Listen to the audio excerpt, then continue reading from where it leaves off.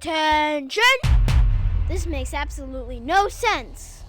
Ladies and gentlemen, this is Zander's Facts.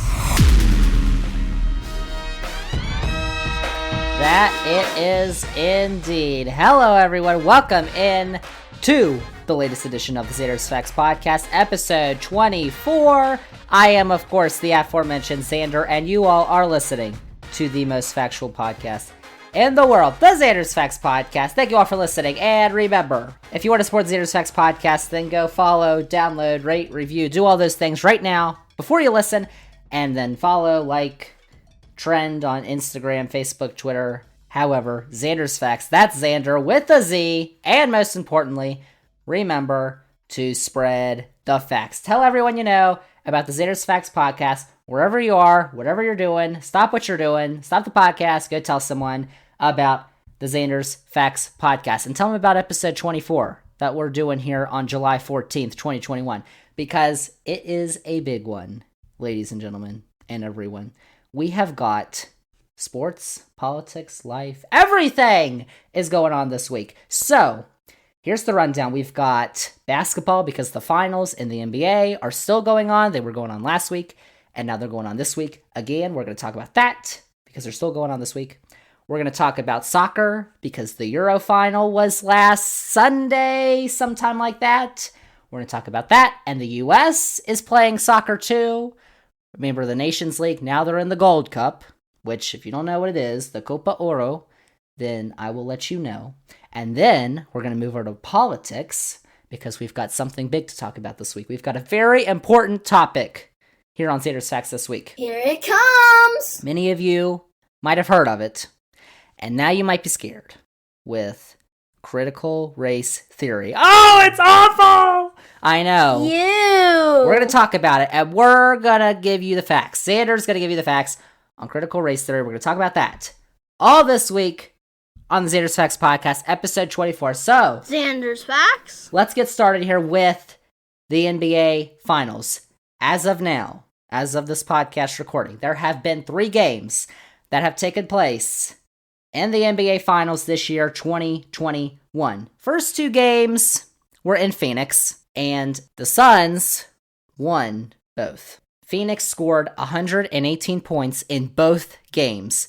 They won on last Tuesday, game 1, 118 to 105, and they won last Thursday, game 2, 118 to 108. So they went to Milwaukee with a 2-0 series lead. And plus, the Bucks, remember last week we were talking about the Bucks don't even have their best player, Giannis? Well, apparently they do. They have Giannis because that injury that he suffered in the Eastern Conference Finals looked awful, and it looked like he might be out for a long time. He's back, and he's doing Giannis things.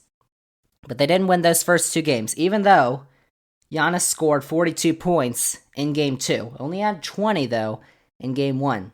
But on Sunday night, Game 3. And in Game 3, the game took place in Milwaukee. First time since 1974 that an NBA Finals game was played in Milwaukee. How about that, Zander's Facts? It's true! The different venue came with a different result. So the Bucks, at the half, led by 15, and they did not squander that lead. They won 120 to 100. They got a 20-point win in Game 3. They made it a series.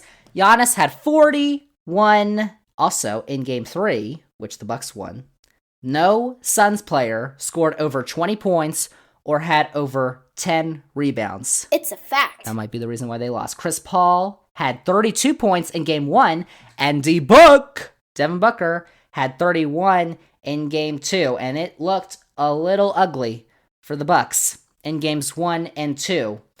A lot of people were saying this is an ugly team to watch. This finals might just be a blowout. But Game 3 happens. And now, there you go. The Bucks got the largest win of the finals so far in Game 3. They're trying to make it a series. And how about this Zander's fact for you to wrap up the finals update? Here comes the fact. There is not a single player on each team that has a finals ring. None of them have won a championship. So no matter which team wins the championship, every player on the team will be getting their first NBA championship. Isn't that sweet? Oh, I know, it's cute. Zander's Facts. Huh. So we've got 3 games down. A fourth, game 4, tips off Wednesday night. Might be the night you're listening to this podcast. You might want to turn on the game. And then game 5 is Saturday night. That's the only 2 games we're guaranteed right now, because the Suns win both of those games. They win. They get the 4 games they need, and they win the championship. However, if the Bucks win on Wednesday night, it's a tied series. And game 5 is in Phoenix. So who knows? Who knows what's going to happen next week? Maybe next week we might have an NBA season review, or we might be previewing a game 7. I mean, that would be pretty awesome. Zander's Facts. So, game 4, again, Wednesday night, game 5, Saturday night. The Suns lead the series 2 games, 2-1. But it's definitely not over yet. So let's stick to sports here. NBA Finals. Now let's go to football. So we're going to the pitch. Because also on Sunday, this was in the afternoon, or I guess at night, in where it was being played in Europe, the UEFA Euro 2020 final took place. Remember? I think it was when the Champions League final happened. We had a little preview with our soccer guru, M. Adams, for the Euros, and both of us said France. Well, that was stupid, because France is terrible! Disgusting! But you know who's also terrible? Italy and England. But Italy is least terrible. Apparently, because they won. Deal with it. Italy played England at Wembley in London, which, okay. They decided it was going to be in London before everything happened. So, you know, England had the home pitch advantage, I guess is what they'll call it, but it wasn't really fair. Because the tournament, usually in the Euros, they have the tournament in one country. However, this year, probably because of COVID, they had it in a ton of countries. They had it in Portugal, England. I'm not even going to name these. Denmark. They had it in Azerbaijan, too. Like, I don't even know if that's in Europe. So, they had it all over the place this year. And they put the final in London, England, of course. But for England, it was their first appearance in a major tournament final since 1966. And that was the year that they won their only World Cup. Really? England, we all think of as this great soccer power. And a lot of that is because the game was invented in England. And that's why they have that stupid song that's saying, "It's coming home." And it didn't go home. It went to Rome. Get it, Zander's Facts? But they have not made a major tournament final up until now since 1966. Apparently there's a curse for the Three Lions. That's what they're called, the Three Lions. Why? I don't know. What? But for Italy, it was their first appearance in a major final since 2012, the 2012 Euros, when they lost to Spain in the final. And Italy, how about this? Italy was in the final of the Euros this year. 4 years ago, in 2017, they failed to qualify for the World Cup in 2018, like the US did, remember? So, going to the game here. First 2 minutes, England scores. Whatever. That was their only goal of the game, though. However, whoops. Italy, in the second half, got a goal, and so it was tied 1-1. And so after 90 minutes, it was tied, and they had to go to extra time. So they played another 30 minutes, and they didn't have any more goals. So they went to penalty kicks. It was the first UEFA Euro final to go to penalty kicks since 1976. It's been a long time. And there have been a bunch of great games that have gone to penalty kicks in the Euros this year. Like that one where France lost, but whatever. So, actually, how about this? Before we go to extra time, talk about this. England's manager is named Gareth Southgate, Gary. In the final minutes of extra time, managers will, because if nobody's scored in the final minutes of extra time, then the managers know that it's going to go to penalties. So they'll sub in their best penalty kickers if they're not on the field. So Southgate, England, subbed in Marcus Rashford and Jadon Sancho for the sole purpose of kicking penalties. And in penalty kicks, both of them ended up missing. Terrible. It was 3-2. Italy got 3 goals. England got 2 in penalties. And Italy won their first Euro final since 1968. It's only their second Euro ever. Of course, that's more than England because England has 0. So there you go. It's a big win for Italy. They're out celebrating right now. Go look in Italy because it does mark a triumphant return to the soccer stage in the world for Italy. Because, as I said, they failed to qualify for the World Cup 4 years ago. So sad. But if they do qualify for next year's World Cup, which is in Qatar, as we've talked about, then they're looking for their first World Cup win since 2006, because they're riding high. A lot of people, some people, especially in Europe, will argue that the Euros is better than the World Cup.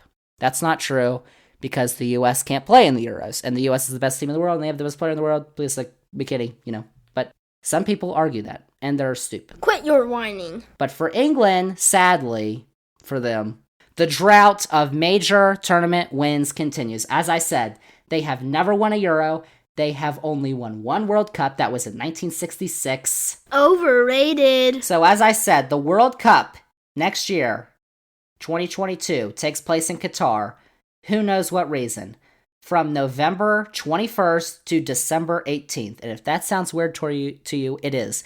Because it is the first time ever that the World Cup is not being played in either the months of May, June, or July. It's a fact. It's kind of ridiculous because in Qatar, apparently it gets to 9,000 degrees in the summer, and so now they have to have it in the winter.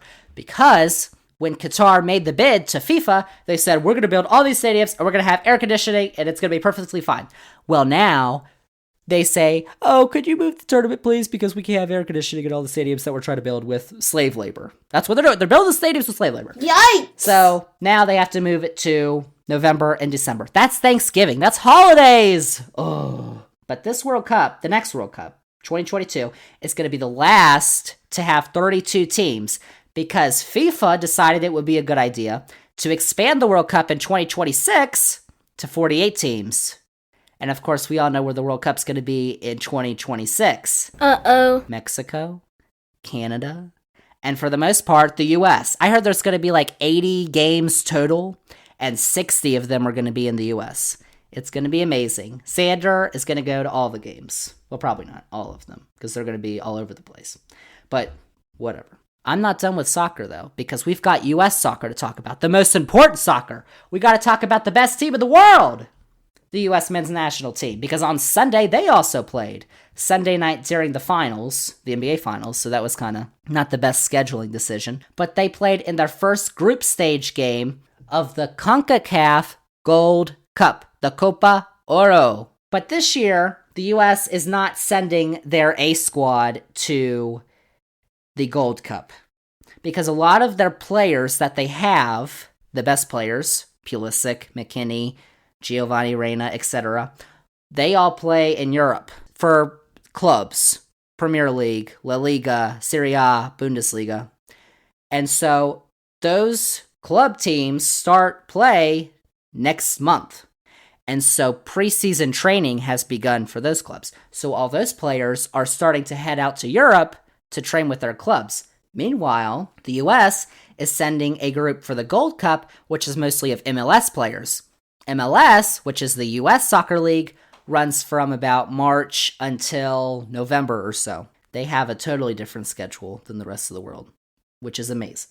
So, most of the squad consists of MLS players. Plus, the US, especially, wants their best players in their best form for the World Cup qualifiers, which take place this fall. Because you don't want a repeat of what happened 4 years ago in 2017, which is just, gosh. Ugh. So Sunday night, the U.S. played Haiti, who doesn't have a president right now. We all know. They won 1-0. They were close to get another couple goals, but they didn't, whatever. Haiti. And Haiti had 5 players out for COVID reasons. I think they tested positive for COVID. So they had a bunch of players who they were not expecting to be out, who were out. But the U.S. still won. They still got the 3 points in the group. And on Thursday, they will face Martinique. You know where that is? Apparently, it's in the Caribbean. Apparently, Martinique is a territory of France. So I don't know how they get to play in the CONCACAF Gold Cup, but they do. And then on Sunday, the 18th of July, they will close out the group stage playing against Canada. Huh. Oh, big game against Canada. So that's the Gold Cup. And then the final is August 1st, I believe. It's sometime in August in Las Vegas. And all the games they're playing in the group stage right now are in Kansas City because the Gold Cup is in the United States. Because where else would you put it? Martinique? I don't know. Apparently, Martinique has about 400,000 people, which is less than the population of Virginia Beach. It's the truth. I know. Or DC, for that matter. It's pretty small. So, I mentioned World Cup qualifying. Let's talk about that for a second, because World Cup qualifying for the U.S. begins September 2nd in the octagonal format, where 8 teams from CONCACAF will play home and away to decide which 3 teams go to Qatar for the World Cup. And the 4th place team at the end will go to the Inter-Confederation playoffs to determine whether they will go to the World Cup, where they play against teams from other continents, I guess. So the U.S. begins World Cup qualifying on September 2nd when they play at El Salvador. And then they come home against Canada on the 5th of September. And then they go to Honduras on the 8th of September. And these matches continue in like these 3-game spurts during the FIFA international breaks until March 30th. And then we'll just find out, probably earlier, but we'll find out if the U.S. gets to go to the World Cup. Hopefully they do, because that was an absolute embarrassment. What are we doing? 4 years ago. It was terrible. Too many facts. That's all the sports I got for you. Soccer and basketball. What a time to be alive. But now, we've got some very important, serious stuff to talk about. Critical race theory. Oh, I know. It's terrible. We're going to talk about what it is. Should you be crying like the conservatives are right now? We'll talk about it all right here as the Zander's Facts podcast continues.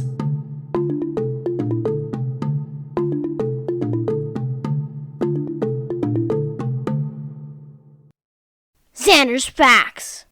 Hey guys, what's happening? Zander here. So, you know what's also here? Summer. How about that? I love summer. And what do you need for summer? Well, the essentials, of course. And Instacart can help you out with all of your summer needs. I know we all have Instacart. So Instacart will set out a personal shopper to deliver your favorite products from local stores to your door in as fast as an hour. I mean, come on. How about that? Plus, you can choose from a ton of stores around you to always get what you need. Instacart helps you to find the best deals on all the things you usually buy and will give you smart suggestions for new items that you might like. So what are you waiting for? Use the link in this episode's description if you're a new customer to get free delivery on your first order above $35 and go shop without even leaving your home with Instacart today. Congratulations. Welcome back in Zander's Facts Podcast, episode 24. Are you ready? No, not. Because you better be. Because we're about to get into some serious stuff. We just talked sports. Now we're going to talk about politics and something big that's happening right now across the U.S. The new boogeyman for the Republican Party. It is something that you might know as critical race theory. Oh my gosh, Zander, how could you talk about this? This is evil liberal propaganda indoctrinating our kids. How could you? Well, hold on. Nice try, buddy. Over the last few weeks, this has definitely been in the news. And over the last year or so, as I said, it has become the new boogeyman for the Republican Party to try to attack Democrats, I guess. Remember in the 2018, before the 2018 midterms, when we were all told of this caravan that was coming to kill our babies and take our jobs and destroy our communities? Well, the election came and went, and the caravan never came. So, I mean, that was interesting. But this time, this is related to education and race. Well, the last one was race too, because they were being racist. And they're also being racist now. But back in September of 2020, terrible year, then President, our boy, Donnie Boy, issued a memo to the Office of Management and Budget to stop funding training on critical race theory for federal employees. What? Hold on. Subsequently, several states this year have introduced bills in their legislatures attempting to ban its teaching in public schools. Some states have already passed the bills, like Idaho, Iowa, Oklahoma, Tennessee, Texas. Yeah, the real beauties, right? I don't know. Along with other discussions about racism. You can't talk about racism. Yet these bills remain extremely vague in detail and in what exactly cannot be taught. So what's all the fuss about, people? What exactly is critical race theory? Get ready, because it is a Zander's Facts deep dive. Zander spreading lies. Here we go. What exactly is critical race theory? So nearly 40 years ago, critical race theory was developed as an academic concept by legal scholars as a way to explain how race and racism affect people's lives. It originated basically as a way to explain why the United States remains unfair for people of certain races, even after laws were overturned by the federal government that allowed racial segregation. Basically, the core idea is that race is a social construct and that racism is not merely the product of individual bias or prejudice, but also something that is embedded in legal systems and policies. It also asserts that even when a society advances, the progress that is made is often met with backlash that works to neutralize progress. So, for example, let's talk about this. The framework tries to explain why for years the Supreme Court declared it unconstitutional for schools to be segregated on the basis of race. Remember Brown v. Board of Education in the Supreme Court. But school districts in Virginia continued to be segregated and in some cases simply closed down until like 1970. Like it was years.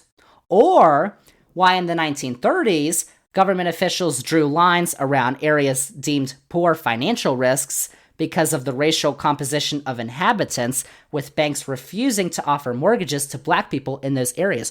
Or, remember a couple weeks ago we talked about the infrastructure bill, and I went on this rant about how the interstate system was created back in the 50s, and it tore right through minority neighborhoods to try to separate black neighborhoods and white neighborhoods. There you go. And now those neighborhoods are terrible neighborhoods to live in. Zander's Facts. Quick facts! And in fact, critical race theory now mentions modern-day policies, like single-family zoning that prevents building affordable housing in advantaged majority white neighborhoods and stymies racial desegregation efforts. So Zander, well, that sounds terrible. For some people. Awful. So here's what those people are saying.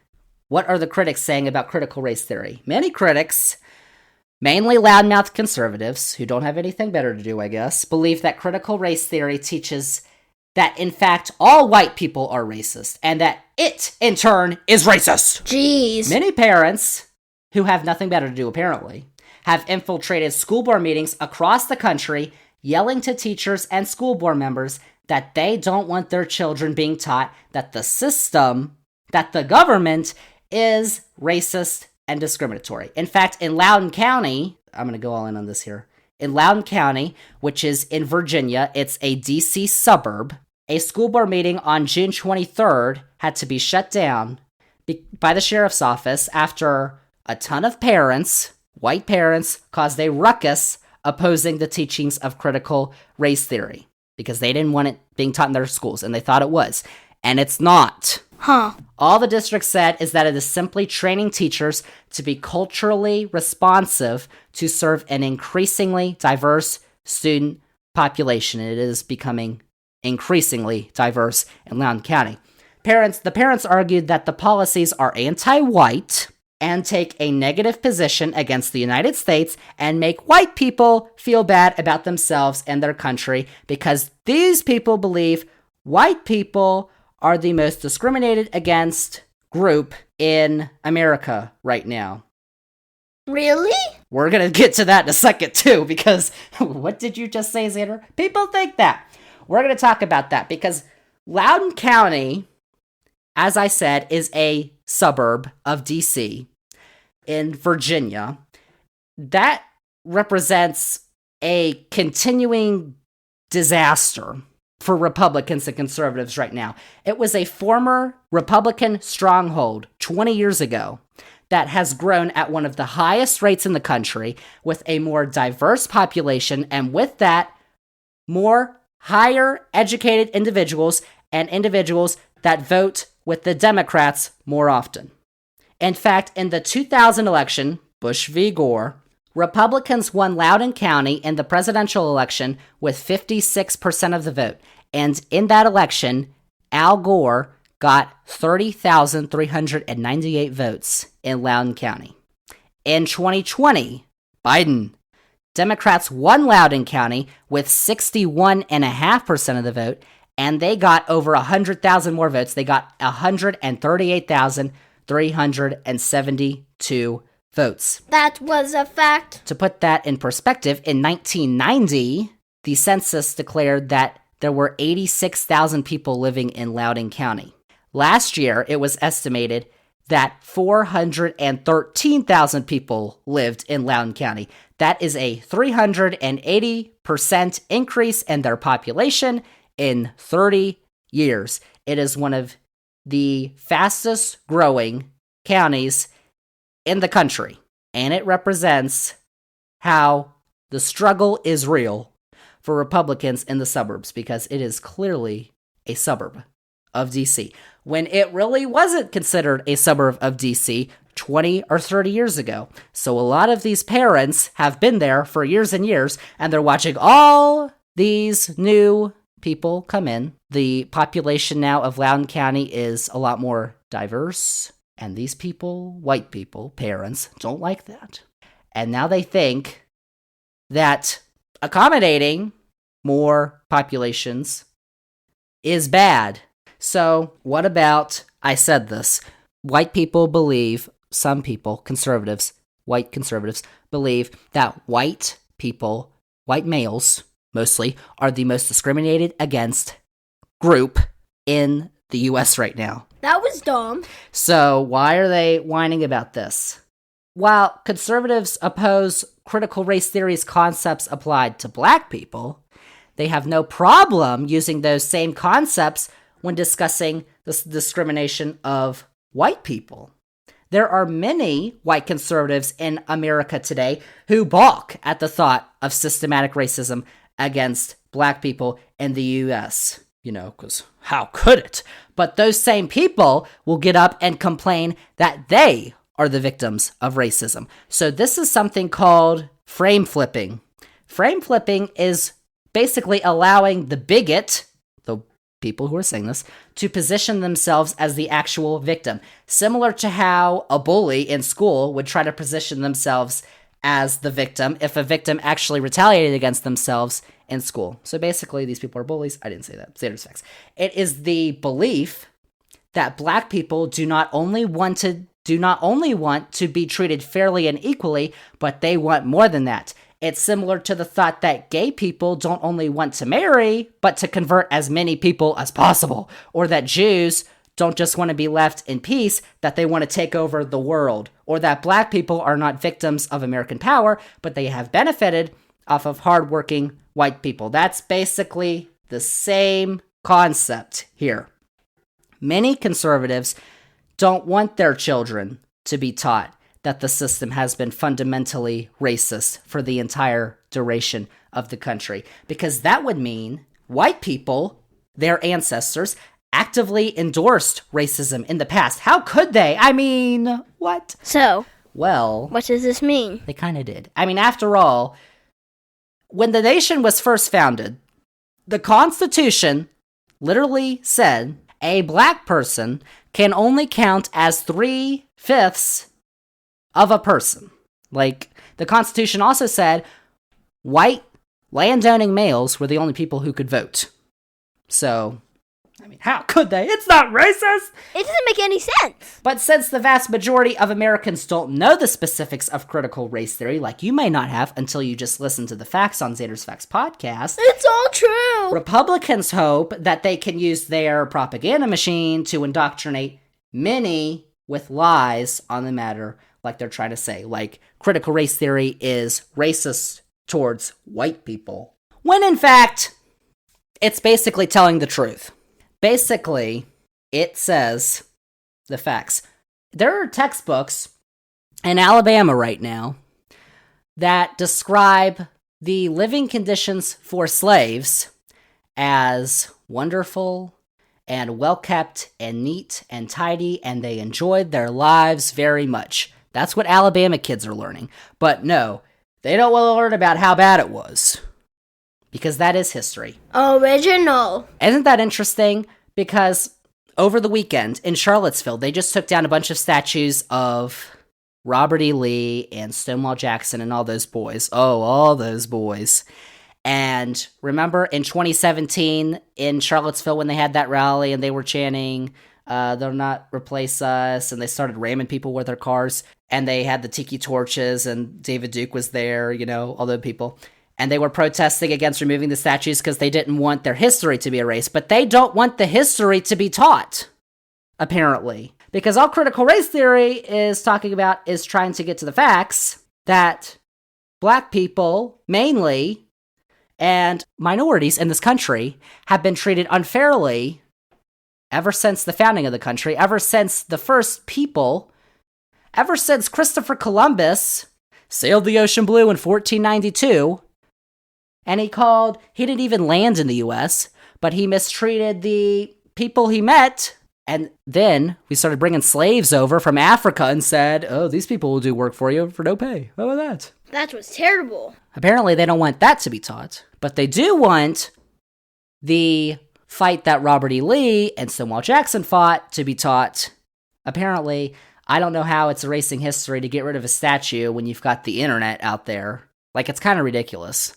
Like in Germany, you think they have statues of Adolf Hitler everywhere because that's their history? No, they don't. It's true. Because it was bad history. Some history is bad history. And a lot of this country's history is bad history because it was racist. Oh no, it can't be racist. My ancestors are racist? Probably. But that's how it was back then. Zander's facts. And I don't know why I went on that rant, but many argue that critical race theory teaching is another step in discriminating against white people, arguing that in law schools, mainstream media, and in corporate America, white men are now the most discriminated against ethnicity. How could they? How are you discriminating against white people? I don't know. Well, there is no data to back that fact up. You hate to see it. Actually, so in law schools, a lot of schools like the Ivy Leagues and Harvard and stuff, they are trying to bring more minorities into their programs, so they're setting aside spaces for minorities, not the whole thing, and people are whining because, how could I not get a spot? Because they gave more spots to minorities. Well, if the spots for minorities go from 5% of the class to 15% of the class, then, that's basically what they're doing. But because now there are white people who can't get into law school because they're not of the top 85% or whatever, they're going to start whining because it's all for themselves. Zander's facts. Zander's facts? And all of this, as I mentioned at the top, is led by your boy, not my boy, Donnie Boy. Because there are more and more white Americans who are identifying themselves as a racially oppressed majority group. Yet there are absolutely no studies that suggest this. But I witnessed it firsthand! You're a liar! Black people lag behind whites in numerous socioeconomic categories, and white people make up the vast majority of CEOs, billionaires, and political leaders in the US. But Oprah's the richest female in the world. Oprah's one person. That's not a fact. We're talking about all together. Oh, Oprah's, doing well, so everything must be fine. Not true. Because in 2018, the Census Bureau estimated that the median household income for white Americans was $65,902. For African Americans, it was $43,862. That's a big fact. And a lot more African Americans than white Americans live under the poverty line in the US because on average, they make lower wages. So while there are many African Americans who are doing very well, we just had an African American president, Barack Obama, the majority. Well, first off, they have to fight against centuries of systematic racism and oppression because their ancestors were slaves or they were segregated against. It's kind of ridiculous that white people are going to claim themselves as the victim when they, and I'm white too, so when white people have led the country and have taken advantage of minorities ever since Christopher Columbus came to North America. He didn't even land in the U.S. It's a fact. Ever since then, for centuries, that has been going on. But now white people are the victims because now minorities are standing up and say, we want equal. No, you can't have equal. What are you, crazy? That's blasphemy. That's what they're saying. So, one of the big things that conservatives are whining about is critical race theory being taught in schools. Is it being taught in schools? The short answer is no. It's not being taught in public K through 12 schools. There's been no evidence of that. However, it is being taught in universities, and it has been taught in higher level education in the U.S. for some time now. For example, when Florida's Board of Education banned critical race theory teaching in June, when both the board and Florida governor, our boy Santa Claus, Ron DeSantis, both of them, when they were asked, could not give any examples of critical race theory being taught in schools. So basically, in review, Zander's facts. Thanks goodness that's over. Critical race theory is not being taught in public schools.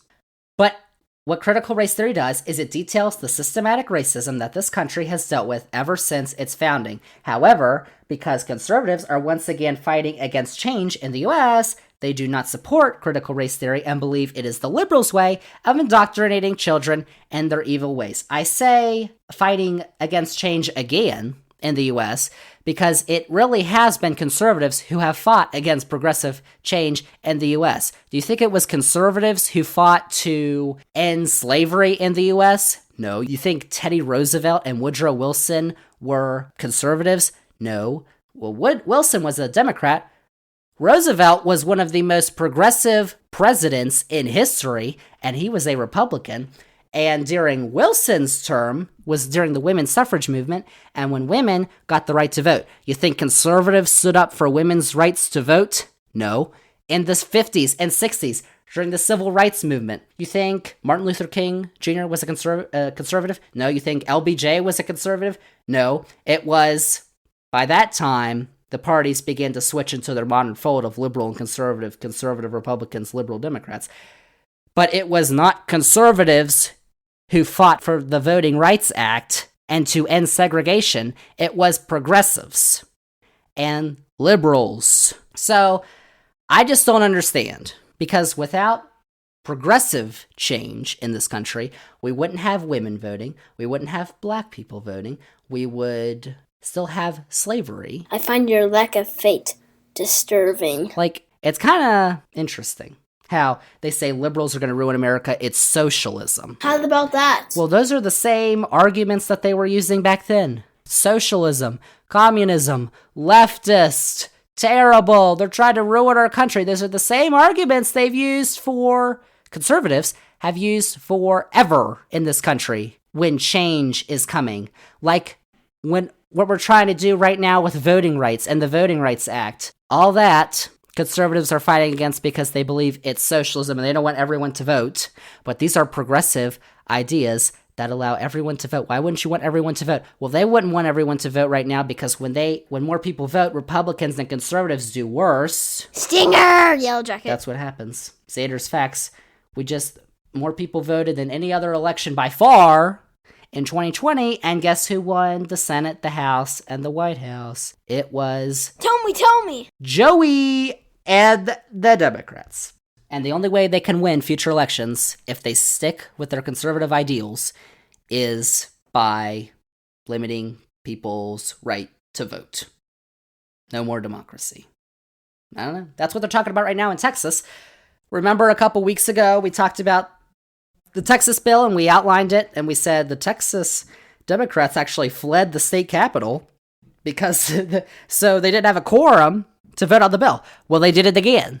But this time, they flew to Washington because Greg Abbott, who's the governor of Texas, who, remember, said that all the wind turbines freezing was because of the Green New Deal in Texas and not because it was his fault, and they deregulated the energy grid and they privatized it, all those things that happened, but it was Green New Deal's fault, which is not actual policy right now, especially in Texas. Slow down there. Whatever. But anyway, the governor called a special session in Texas to debate a lot of things, but mostly the voting rights bill, which gets rid of voting rights, actually. Oops. So, in order to stop it, the Texas Democrats in the House, Texas State House, fled the state. They're in Washington right now, talking with Democrats on the Hill about doing something federally. Because if they can do something federally, then they can come back. And right now, the governor and, Ted Cruz and all those people, Ted Cruz, Kid Coon, they're all saying, when they get back, we're gonna arrest them. And actually, they can't arrest them in Texas because they are supposed to be there. But they're not there because they're pushing these bills through that make it harder to vote in the state of Texas. So they're doing something good. Of course, you wouldn't know it by listening to Republicans. A lot of stuff's going on right now. We're talking about vaccines, trying to get more people the vaccine because the Delta variant is going through the country. Cases are up across the country because the vaccination rate continues to lower. The White House, Democrats, a lot of Republicans too, are trying to get people vaccinated. Bold move there. But a lot of the people who support Trump say, you can't put that stuff in my body, even though Trump put it in his body. But, you never hear that. Zander's facts. I don't know. There's your politics rant for this week. We talked about critical race theory, and hopefully now when you hear that, you won't say, liberal indoctrination! No, because it's basically just trying to accurately teach the history of the United States. That's it for this week. Zander's Facts, episode 24. Thank you all for listening, and remember, if you want to support Zander's Facts podcast, if you liked the facts you just heard, because it was all facts, then remember to follow, download, rate, and review. Click all those buttons. Follow, like, subscribe, Instagram, Twitter, Facebook, I don't even know. And most importantly, spread the facts. Zander's Facts Podcast, that's Zander with a Z, not an X like some people spell it, like Xander Schauffele, who is actually going to be in the British Open this week, golf major number 4 of the year. We didn't even have time to talk about that because we had so many facts to talk about this week on Zander's Facts. But that's it. That is a wrap on episode 24 of the Zander's Facts podcast. Thank you all for listening, and we'll see y'all next week.